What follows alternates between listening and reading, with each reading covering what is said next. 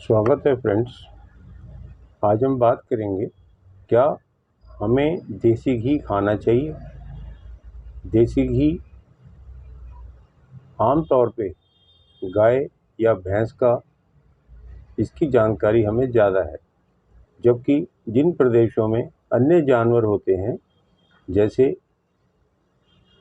ऊँटनी, बकरी, इनका भी दूध से निकाला हुआ घी प्रयोग होता है। अब हमारे देश में देसी घी का प्रचलन आज का नहीं, बहुत पुराना है। यदि मैं कहूँ हज़ारों साल से इसका प्रयोग होता आया है तो ये गलत ना होगा। आम तौर पे इसको हम बचपन से ही खाना सीखते हैं।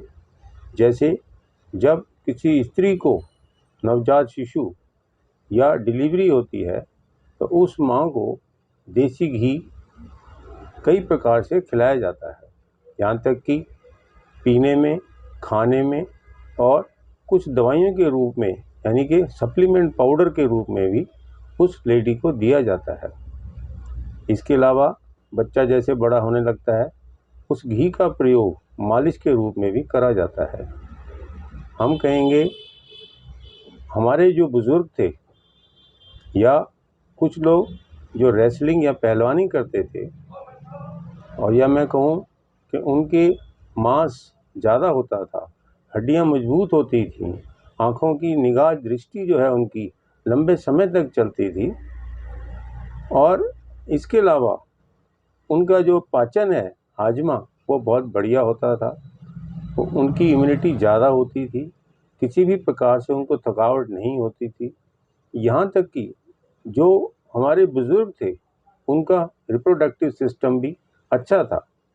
तो आप ये समझिए ऐसा सब क्यों था। उसका मुख्य कारण ये था कि अधिकांश लोग उन जानवरों से जिनका घी उन्हें मिलता था अवश्य ही उसका प्रयोग करते थे। आज आप जानेंगे विटामिन्स के बारे में, तो आप पाएंगे एक विटामिन होता है जो पानी में घुलता है, जिसको हम बी कॉम्प्लेक्स या विटामिन सी से जानते हैं। एक दूसरे हैं जो फैट सॉल्युबल हैं, अर्थात वो चिकनाहट में ही मिलेंगे आपको। ये विटामिन कौन से हैं? Vitamin A, vitamin D, vitamin E और विटामिन के। आज आप विटामिन को जानें। इसकी जानकारी आज हमें पश्चिमी विज्ञान ने जो दिया है, इस मॉडर्न मेडिकल साइंस ने, जिसने इन विटामिन को जाना, उसकी उम्र 1920 के बाद अर्थात 1920 से लेके 1940 तक ये इसका आविष्कार हुआ। ये विटामिन ए, डी, ई और के, इनकी जानकारी हमें इसी दौरान मिलती है, ऐसा विशेषज्ञों का मानना है। जबकि इन चार के विटामिन जो फैट सॉल्युबल विटामिन हैं, इससे जो फ़ायदे होते हैं उसका फ़ायदा हमारे बुज़ुर्ग या हमारे जो पूर्वज थे इसका फ़ायदा उठाते थे। यहाँ तक कि ये इनको दवाइयों के रूप में भी इस घी का प्रयोग होता था। और दवाइयाँ जो हैं, विशेषकर जो पहले समय में आयुर्वेदिक दवाइयाँ बनती थी, उसके भी इन चीज़ों के माध्यम से उसका बेस जो है लिया जाता था और दवाइयाँ डाली जाती थी, जो आज तक हमारे देश में प्रचलित है। मेरा कहने का भाव ये है, आज जो हमें विटामिन ए, डी, ई और के की जानकारी हुई है, उससे पहले उसकी उपयोगिता हमारे पूर्वज भी जानते थे, ऐसा सर्वविदित है।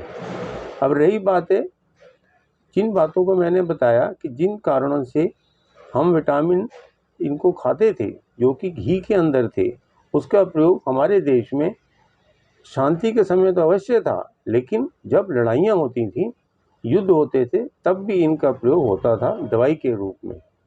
यहाँ तक कि आप देखेंगे देसी घी का प्रयोग जिन लोगों को कब्ज़ रहती है वो भी इसको पीते हैं, खाली पेट पीते हैं तो उनका पेट भी साफ होता है। अब ये कहेंगे जी पहले लोग जो थे वो इसलिए खाते थे, उनका मेहनत करते थे, हाजमा अच्छा था। हाजमा अच्छा होने का कारण क्या था? मेहनत करनी पड़ती थी, चाहे उनको रोज़ की जीवनचर्या में वो सब करना पड़ता था। शायद आज मशीनी युग के कारण, इंडस्ट्रियलाइजेशन होने के कारण हम सब नहीं करते हैं। शहरीकरण जब से हो रहा है तब से इस ज्ञान का हमने नकारात्मक रूप को ज़्यादा धारण किया है। जिस प्रकार कहते हैं देसी घी जमता है, शरीर को नुकसान करता है, तो उसको घी को कम खाया जाता है। आदमी विशेषकर जो डॉक्टर्स हैं इसको मना करते हैं, जबकि यदि हम उसकी पॉजिटिविटी देखें, जो एचडीएल हमारे कोलेस्ट्रॉल में होता है, जिसको गुड कोलेस्ट्रॉल के रूप में जाना जाता है, उसकी भी हमारे शरीर में आवश्यकता होती है। ये सब पौष्टिक जो चीज़ें मैंने आपको बताई, विटामिन, वो तो है ही, तो एचडीएल को बनाने में भी देसी घी का सहयोग है। बेशक 50% देसी घी जो है जमता है, जो कि हार्ट की बीमारियों को देने वाला है। हमें सावधानी तो बरतनी चाहिए, पर ये भी जानना चाहिए कि इसकी उपयोगिता हमें बंद नहीं करनी है। अवश्य ही इसको जीवन में हमें बनाए रखना है। किसी ना किसी रूप में हम देसी घी को ज़रूर खाएंगे, तो आप देखेंगे इसके फ़ायदे जो हैं, जैसे निगाह आपकी ठीक रहेगी, बाल आपके ठीक रहेंगे, स्किन की कोई प्रॉब्लम नहीं होगी, पेट आपका हमेशा साफ रहेगा, आपकी इम्यूनिटी अच्छी रहेगी, हड्डियां मजबूत रहेंगी। इन सब कारणों से आप देखेंगे जो विटामिन 4 हैं मुख्यतः, इनकी जानकारी हमारे पूर्वजों को थी। आज हम पाश्चात्य ज्ञान के कारण इसको किसी डर से, एक भय का जो माहौल बन गया है, उससे हमें बचना चाहिए। बेशक आप कम मात्रा में खाएं, लेकिन ज़रूर खाएं। इससे क्या है, शरीर के अंदर हर प्रकार की तंदुरुस्ती आने से हम घी के फ़ायदों को उठा सकते हैं, इसका लाभ उठा सकते हैं। तो आप ये जानिए कि देसी घी शरीर के लिए आवश्यक है, बेशक उसकी मात्रा ठीक हो। हमें ये ध्यान देना चाहिए, यदि हमारा अपचन खराब, पाचन हमारा ठीक नहीं है, अपचन है, हमारे को दस्त लग जाते हैं, तो आप जानिए कि आपको घी जो है ज़्यादा मात्रा में लेना गलत होगा।